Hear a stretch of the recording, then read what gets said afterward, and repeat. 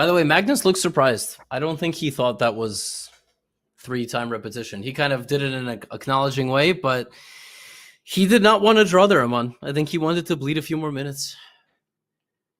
Yeah, understandable. It makes sense that you naturally want to do that, from a match perspective, but at the same time, with the wins coming as much as they have, this is a very surprising move. But yeah, with the score the way it is, I think Magnus is also perfectly happy to play more games. Quick instant replay of this opening. This was a PIRC defense. Bishop d3 is a very non-standard move because you generally put the knight out first. And then e5 was probably equally non-standard. And then taking after supporting your center was even more non-standard because now you can't put your knight here.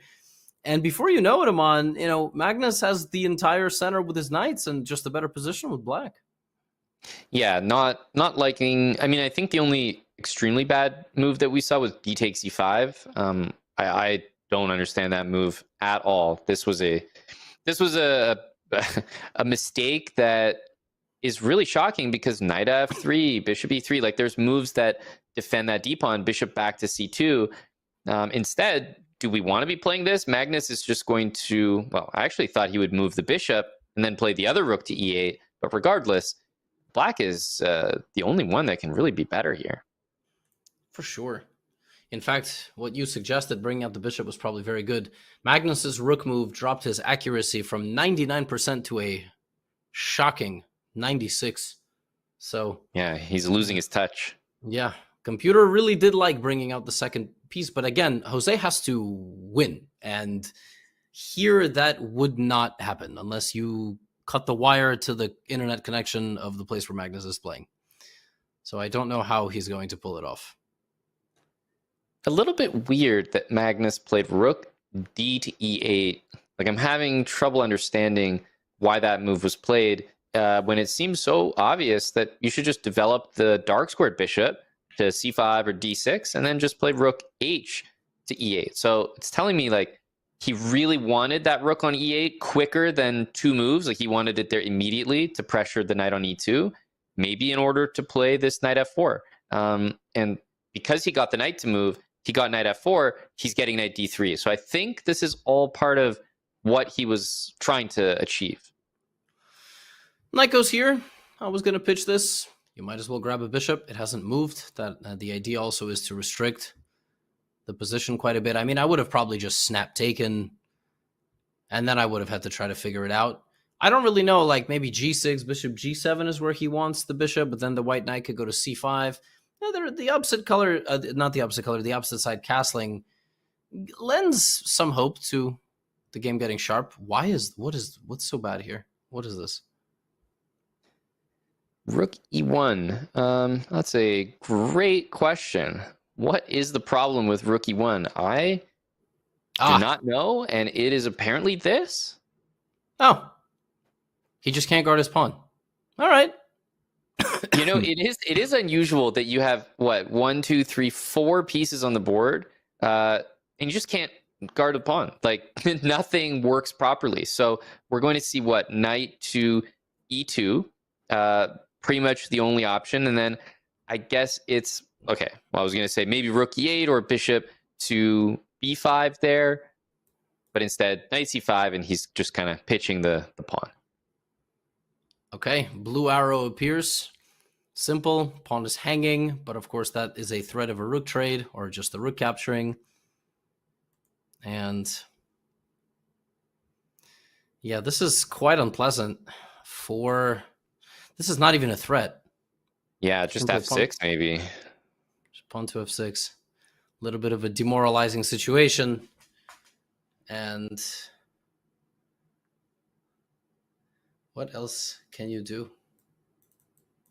Yeah, exactly. I think these moves are pretty good. I was also thinking about knight or bishop to b5, just keeping it simple. Got an extra pawn here. Oh, as Magnus had that bad game in the first segment, this was definitely Jose's worst. Strange opening, strange middle game. and then kind of just missing a one mover. But it happens, right? I mean, they have been playing for a while. You do have a bad game every now and then.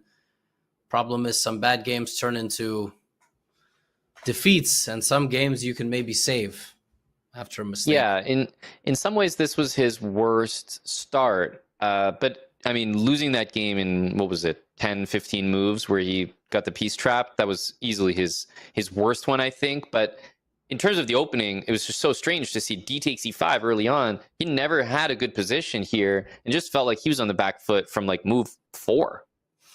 Right, exactly. And at least in that game, he was with black. So maybe it's safer to say that with white, surely. But yeah, just a totally, totally strange opening choice. And Magnus will take note of that. He'll go, all right, well, I'll go right back to that PIRC defense. Like, why not have him show me something in it? I am surprised. Magnus is getting quite low on time. Yeah, it's a tricky position because basically Jose is going all in on this, C6 and pawn on B5 stuff. I wonder if A5's the idea. Yeah. Ooh. Then you have King A7, B5, Bishop C4, and just slowly get out. Very well done. I mean, it looked like white was just barging through, but great idea here. Now you win the pawn back on A6. You couldn't trade the rooks. You would create an outside pass pawn. Yeah, just smooth. And now 18 seconds doesn't matter. Yeah, you have that increment, and he just spent the time because it was a little bit tricky in that moment, but he knew once he figured it out, the rest of the moves would be easy to play, which looks like they are. B5, yeah. King B6. The pawn has been, all right, this is decent. This is good for bullet. For bullet, this would be very, very tricky. The problem is, I think you can just, and rook A3. So is he, yeah. I mean, you take on G7, but nothing really happens. And yeah, the rook on A5. Defending D5, no tricks. F3 hangs. Now Jospin 5 seconds. Really good move there. Rook C3, and then rook takes F3. And bishop F3. Just got to make sure there's no knight E6 business. Yeah. What? Oh my gosh.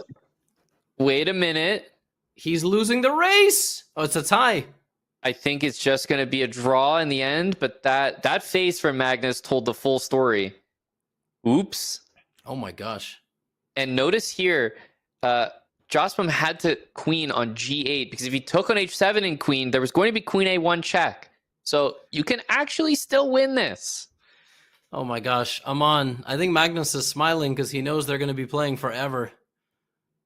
And how is there not a square here to trade the queens? I believe that this is a win. Like I just don't believe that anyone could defend this. It's so tough to do. Yeah, with no time as well. You're always trying to, and your king and queen are so far apart. Look at this. Oh! Yeah, maybe queen E5 and H2. Yeah. And now it's a win. No Magnus checks. does have that wry smile. Like he knows he's getting away with one here, but he will. Queen G1, is he going to try? Yeah, well, it's probably still a draw. Yeah, it's very hard to trust the engine here because it's just like, it's always going to be spouting, okay, yeah, it's winning, and now it's not. Yeah, so for anybody confused, the engine here is using something called a table base, where it has solved a chess position under 8 pieces total on the board, and even I think with 8, if I'm not mistaken. I can't remember if it's 7 or 8 at this point, but it's a win or a draw based on a certain piece setup, and this is a win, but now it's going to take some bajillion moves. Yep. Always watching out for any of these square. By the way, you could almost block a check, even if it's not check, because of checkmate. Yeah. And that's check. Oh, and man, queen C6. Yep. And he gets it 104 moves later.